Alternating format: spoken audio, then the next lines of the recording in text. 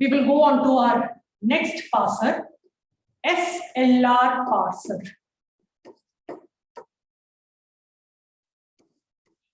As we all know, SLR parser, it is the bottom-up parser, and it even comes under the category of LR parsers.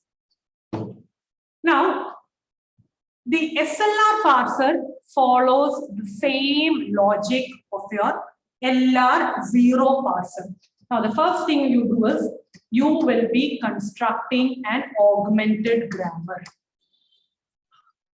Okay. The second one is you will be doing the goto and closure functions, and you will be getting items.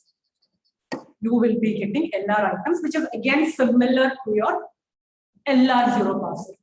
The third step is you will be constructing an SLR table.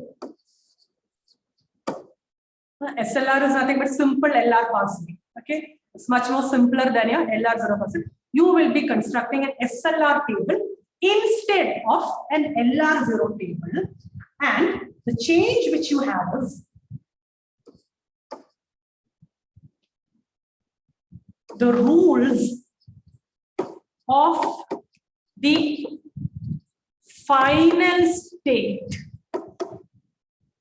are written only in the follow of the LHS. That is the only change you have. Rules of the final state are written only in the follow portion of the LHS. So let's see how you construct the LR0 table. Now, I'll just rub this. This is no longer an LR table. I am going to construct my SLR table. Now look here. In your LR0 table, you directly wrote all the rules. You wrote the corresponding rules in all the places. Like, you didn't have a choice. If you are writing R1, you wrote R1 everywhere, R3 everywhere, R2 everywhere. You were writing the rules everywhere. But in SLR table, you don't write the rules everywhere. So let's see how you do it.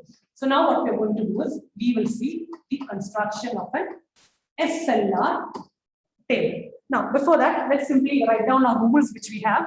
We do have two rules, SAA, and A is either this or this. The first thing what you do is you will be calculating the first and follow. First and the follow of what? Of S and A. So we'll quickly do that. S, the first is either A or B. A, yeah, it is A or B again. Follow of S, it is, yeah, just $1, and then it is up with $1. Follow of A is first of A, B, $. Okay, so you have calculated now the first and follow. You even know this is R1, this is R2, and this is R3. Now let's go back into the algorithm here.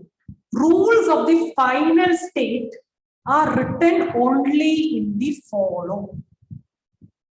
Rules of the final state are written only in the follow. So let's go to a diagram. What is your 4? 4 is my A. 4 is my actually the A part, the A grammar. 4 is actually the A grammar. Yeah. What is 5? 5 is my S grammar. 5 is my S grammar. And what is 6? 6 is your A grammar. Yeah. 6 is also your A grammar. Okay. Now, earlier in LR0, you were writing the rules everywhere.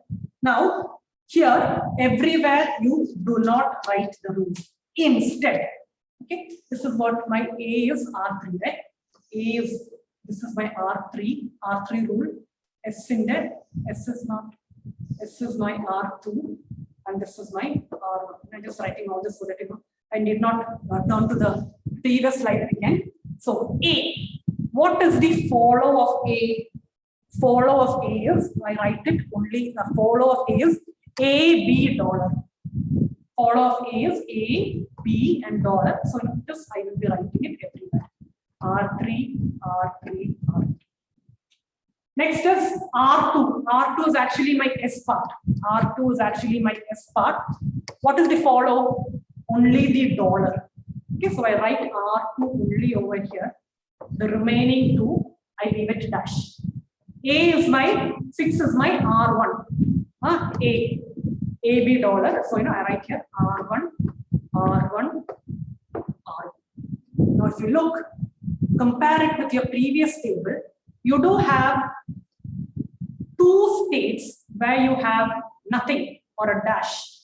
Now, if you totally look into the table, these dashes or no entries, dashes or no entries, they are actually the locations where you will get an error, or you will be able to say that the string is invalid.